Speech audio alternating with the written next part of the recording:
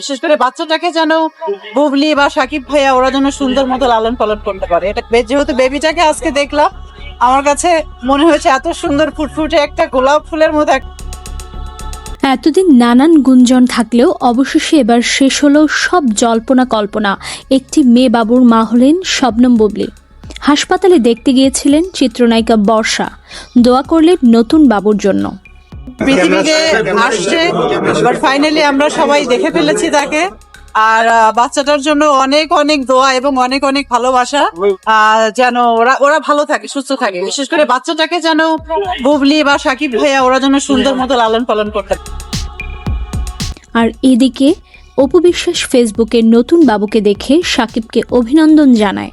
Congratulation Shakib, congratulation congratulation. আমার পক্ষ থেকে, দাদার পক্ষ থেকে, আমাদের এবং সবার পক্ষ অবশ্যই থেকে। স্পেশাল ওয়ান জয়ের পক্ষ থেকে।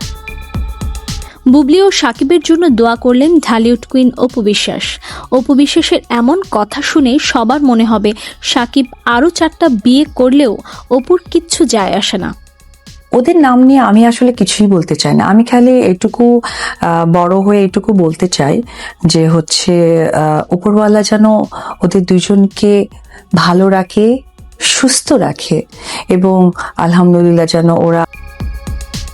অনেকেই আমাকে বুবলির দ্বিতীয় সন্তানের ব্যাপারে জিজ্ঞাসা করছে। আমিও খোঁজ নেওয়ার জন্য সাকিবকে বারবার ফোন দিচ্ছিলাম, কিন্তু সাকিব বারবার ফোন কেটে দিচ্ছে।